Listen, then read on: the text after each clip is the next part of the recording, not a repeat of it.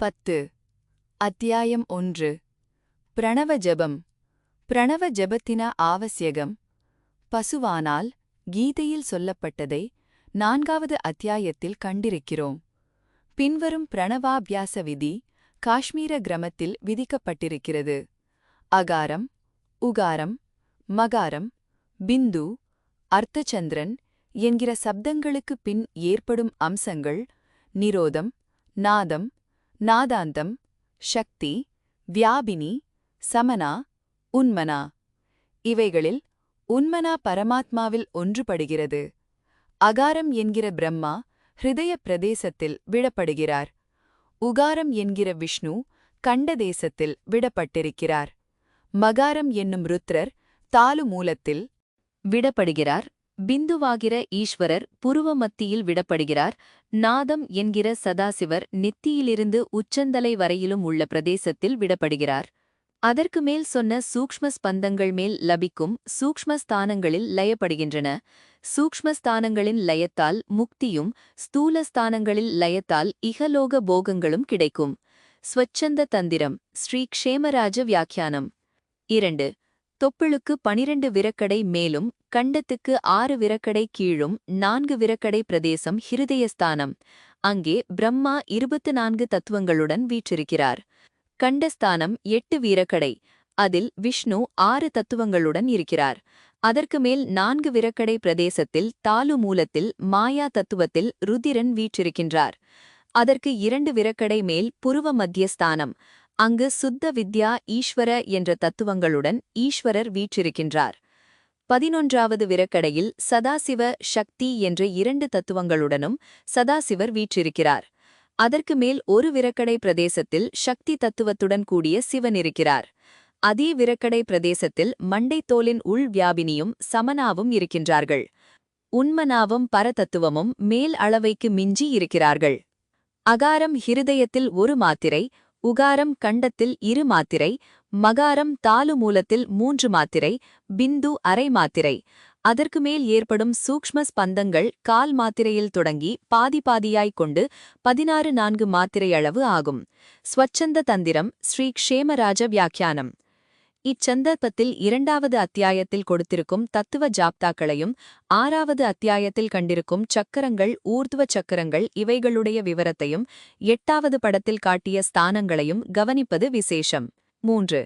பின்வரும் பிரணவாபியாச உபதேசங்கள். உத்தரகீதை உபனிஷது வாக்கியங்கள்.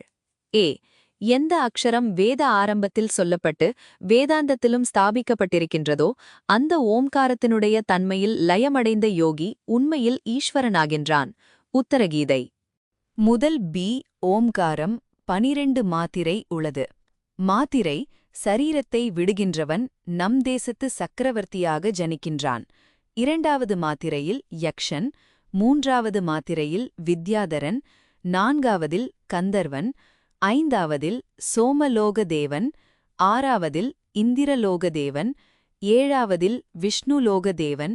இப்படி முறையே 8வதிலிருந்து 11 உட்பட ருத்ர, மக, ஜன, தபோலோகதேவன், 12வதில் பரபிரம்மத்தை அடைகிறான். நாத பிந்து உபனிஷத். பிரணவத்தின் முதல் 3 மாத்திரைகள் முறையே சந்திரன், சூரியன், அக்னி. அவைகளுக்கு மேல் தோன்றும் அர்த்த மாத்திரை தீபஜ்வாலையைப் போல் தோன்றுகிறது. 72,000 நாடிகளையும் துளைத்து சிரசை சேருகிறது. ஒரு மணி அடித்தால் அதன் நாதம் நீண்டு கேழ்க்கப்பட்டு எப்படி லயமாகிறதோ அத்தன்மையாக சித்தியை பெறும் யோகி ஓம்கார துவனியை அப்பியளிக்க வேண்டும். பிரம்ம வித்யோபனிஷத். பிரணவம் பின்வரும் 16 மாத்திரையுள்ளதாக தியானிக்கலாம். அதாவது அகாரம், உகாரம், மகாரம், அர்த்த மாத்திரை, நாதம், பிந்து, களா, களாதீதம், சாந்தி, சாந்தியதீதம், உண்மணி, மனோன்மணி, புரி, மத்தியமா, பஷ்யந்தி, பரா. நாரத பரிவ்ராஜோபனிஷத். அகாரம் ஸ்தூலத்துக்குரிய ஜாகிரதவஸ்தையை ஒத்திருக்கிறது. உகாரம் சூக்ஷ்மத்துக்குரிய ஸ்வப்னாவஸ்தையுடன் சமப்படுகிறது. மகாரம் அதிசூக்ஷ்மத்துக்குரிய சுஷுப்திக்கு ஈடுபட்டிருக்கிறது. அர்த்த மாத்திரை பரபிரம்மத்திற்கும் துரியாவஸ்தைக்கும் ஒன்றுபட்டிருக்கிறது. மாண்டூக்கிய உபனிஷத். எஃப்.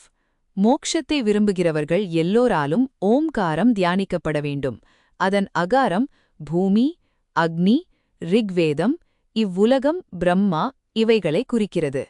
அகாரம் லயப்பட்டு உதிக்கும் உகாரம் அந்த ரிக்ஷம், யஜுர்வேதம், வாயு, புவர்லோகம், விஷ்ணு இவைகளை குறிக்கிறது. உகாரம் லயமானதும் உதிக்கின்ற மகாரம் ஸ்வர்க்கங்கள், சூரியன், சாமவேகம், சுவர்லோகம் இவைகளை காண்பிக்கிறது. பிரணவம் வில்லாகிறது, ஆத்மா அம்பாகிறது, பரமாத்மா அதன் லட்சியமாகிறது. இடைவிடாத அபியாசத்தால் அம்பு லட்சியத்தில் சேரட்டும்.